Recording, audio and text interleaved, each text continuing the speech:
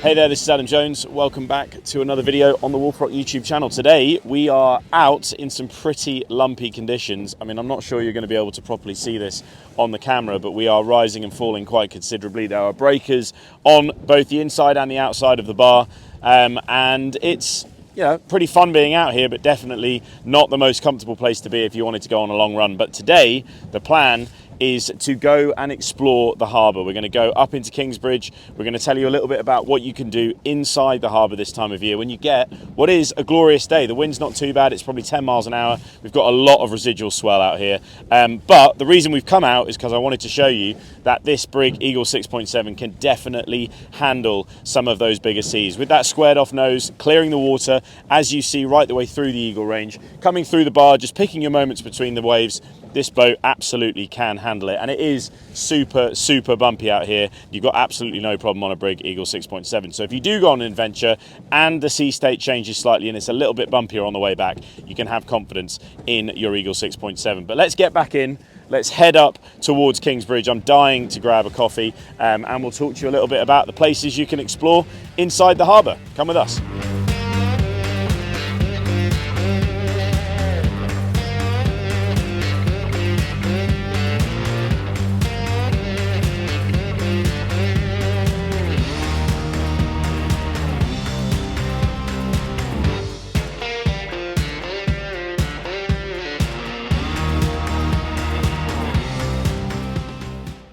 Right, so now we're back in, and the excitement of getting back over the bar is over. There is just something very exciting about being chased by a wave that's breaking behind you on a boat like this. But the 6.7 handled it perfectly. I never felt like I was out of control of the boat, and we are back in. We are pootling down into the harbour at the moment. You can see obviously the Harbour Hotel on my left as we're coming in towards Salcombe, and there are a couple of places that I really like to explore when I'm in the harbour. One of them is up to Southpool, to the Milbrook, which we'll do now just to talk you through how to get there. So basically, as you're coming into Salcombe with Salcombe on your left, that's the first arm going off to the right, and then you're going to take an arm going off to the left. You'll be able to see it on your Garmin.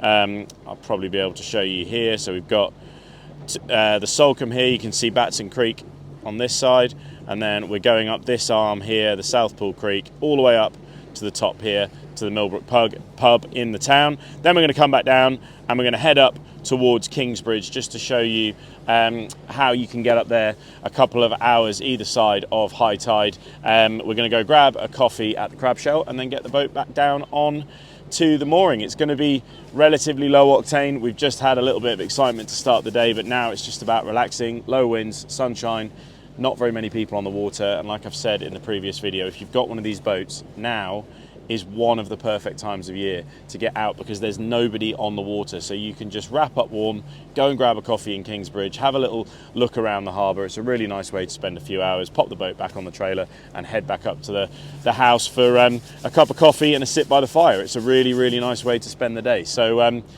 let's go. We're going to turn right and I'll talk you through how you get to Southpool.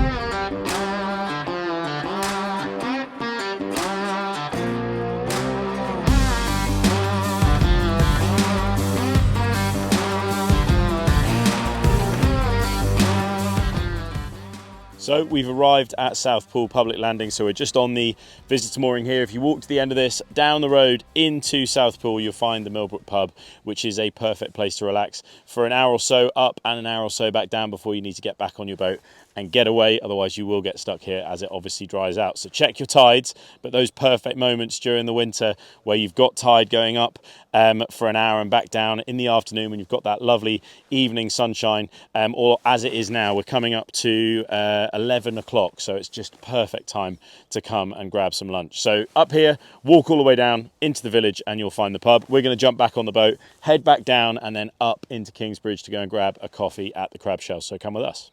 We're heading back from Southpool now. We've got Salcombe just behind cameraman Sam, and I'm following my track back out on the Garmin, so I know I was obviously safe coming in, so I try and stay as close to that track on the way back out. I would say probably getting up there for an hour and a half up and an hour and a half back down is probably safe, but obviously that's going to depend entirely on the size of the tide. So make sure that you use your chart, make a good plan, consult the tides, but a really, really nice place to go. And it's really very cool to sit on an Eagle 6.7, spending most of the time doing, well, we're doing 5 knots at the moment. It's a very relaxed way to spend the day. So we're going to head down towards Salcombe now, turn right and head on up to Kingsbridge. I am gasping for a coffee, and we'll show you exactly how to navigate into Kingsbridge. The one thing to think about as you're coming from Salcombe towards Southpool is stick to the right hand side where the mooring buoys are as you're coming up, and then just stick to the middle of the channel going up towards Southpool, and you should be fine. Like I said, keep an eye on your charts, keep an eye on your down scan, keep an eye on your depths, make sure you know your tides. But if all of that is in place, it's a really, really nice place to go and spend a couple of hours at high tide. And you've probably got 2 hours up and 2 hours down, maybe a touch longer going up and down into Kingsbridge. So that is definitely another option for those higher tides. So let's head towards Salcombe and get to Kingsbridge.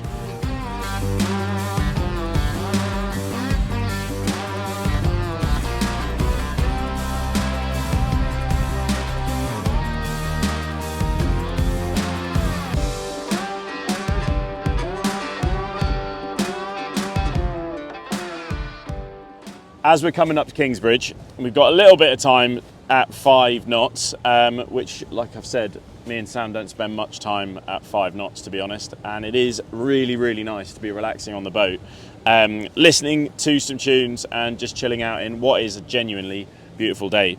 And the reason it's so relaxing is because this console is really, really ergonomic. Everything that I need is right in front of me.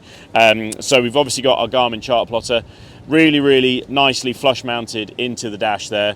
All the information that I could possibly need is on there. I've got my charts, I can see my speed, make sure that I'm underneath that 6 knot speed limit, and I can plan my route accordingly depending on where I want to go. I've currently just got it set on fishing charts because I know this water quite well, so I don't really need to worry too much about the depths as long as I'm staying in the safe zones. Over here we've got a Suzuki MFD. This obviously gives us all of our engine data, our trim, that sort of thing, which you may or may not be able to see in the sun.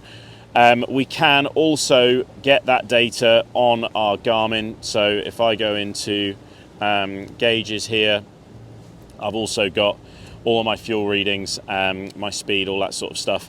And as I've said in previous videos, you can change all of this data to whatever you want to change it to. I won't go through that in this one, but I have mentioned it before, so if you want to see that, go check out a few of the other videos. So Suzuki MFD here, giving us all of our information. You can obviously double that information up on your chart plotter. Let's pop back to my chart.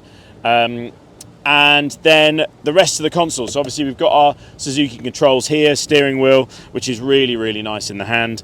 Underneath the steering wheel there, you can see we've got our Fusion sound system, which again is linked to our Garmin chart plotter, so we can control that through the plotter.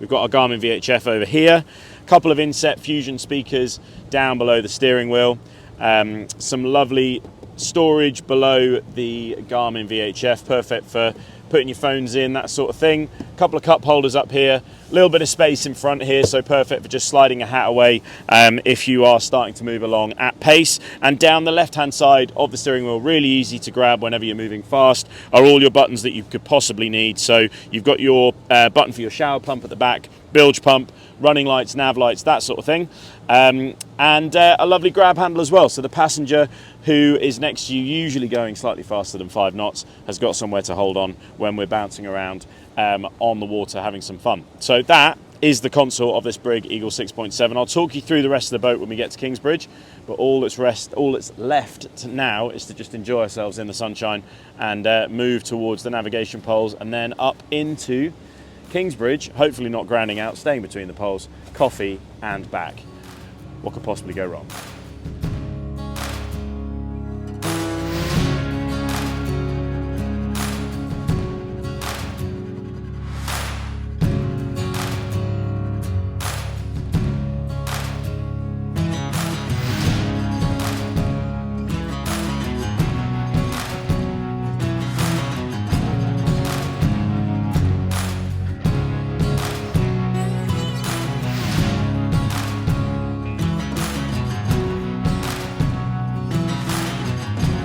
Right, so there we go, we've got our coffee, we've just come to the crab shell for a couple of bags of crisps. We managed to find Jubel, which is one of our favourite beers, so couldn't resist having a small can of Jubel, and we are now going to head back towards the mooring. The sun is still shining, there is still no wind, just a wonderful way to spend the day. We're going to head back out. We've got plenty of time on the tide. We are now an hour and 10 minutes after high tide, so we've got plenty of time to get back out. So we'll follow the poles out and get us back down towards Salcombe.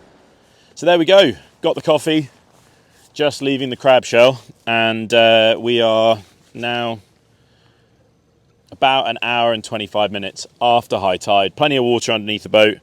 We're at about 1.8 metres at the moment.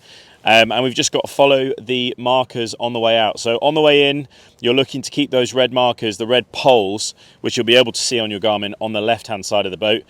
And it's rinse and repeat on the way back out. So you'll be able to see your channel on your Garmin, most likely. But if you can't, then you just need to keep those poles on your left on the way in, and you need to keep them on your right on the way out.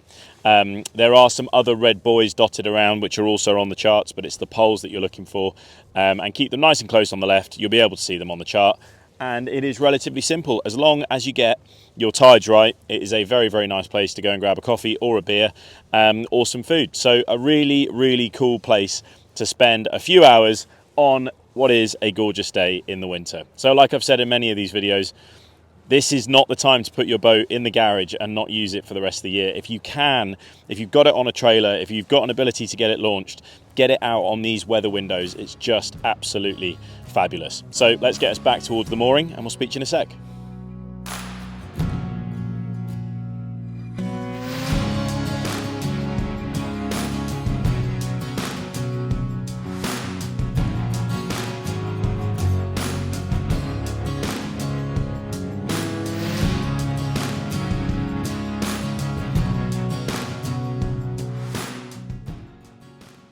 So we're back at the Tetra dock. We're going to get the boat on the dock in a second, but I just wanted to let you know, if you're interested in a Brig Eagle 6.7, we've done a walkthrough.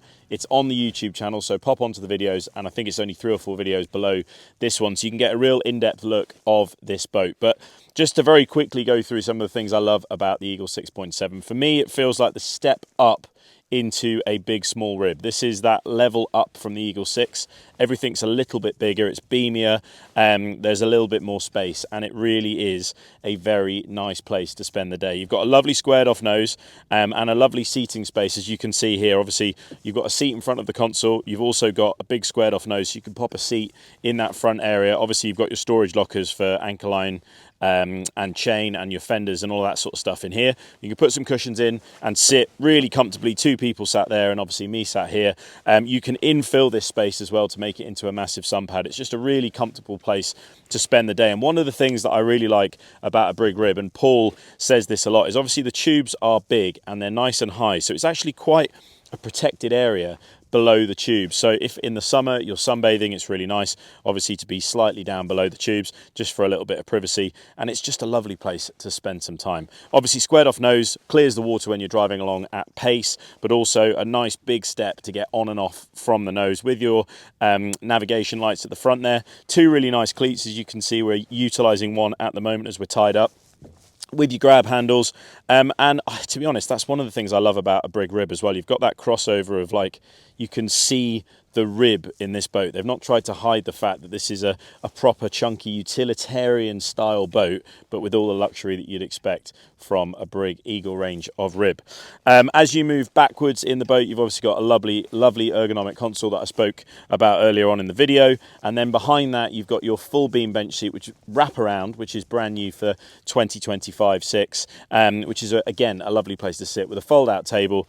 Easy on and off the back of the boat with your boarding ladder, freshwater shower. I mean, what's not to love about a Brig Eagle 6.7? This particular model powered by a Suzuki 200 horsepower, which on a day like this is absolutely perfect. It's brilliant obviously out on the water, but for pootling around, it's more than enough on the back of the boat. You can spec this with a 250 Curo from Suzuki, the racing engine, and I can tell you that that is an extremely exciting boat, but if you're just looking for something for pootling around, this is absolutely perfect. So I hope you've enjoyed this video. Like I said, we couldn't get out on the water and doing any adventurous stuff properly. We are going to try and take this boat further down the coast later on, just to show you exactly what you get from a Brig Eagle 6.7. It's worth saying it's got a big fuel tank. You can take this boat down to Plymouth. You can go down to Brixham like we did in the Eagle 8, and it will handle the seas, as you saw earlier on in the video today. It just would have been not that comfortable heading to Plymouth for me and Sam, just bouncing around for 45 minutes there and back. But the boat would have been able to handle it, and that is ultimately the point. So we're going to get this boat back onto the Tetradock.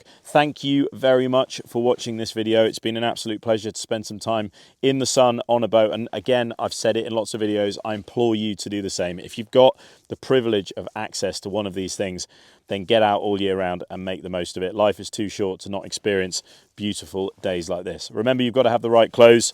I'm wearing a Wolfrock Gill jacket. You can get them from the team at the Wolfrocks, so give them a call. Once you've got the right gear, you've got the right safety stuff on board, you can get out and enjoy yourself any time of year. We'll see you in the next video. As always, please like and subscribe, and we'll speak to you very, very soon.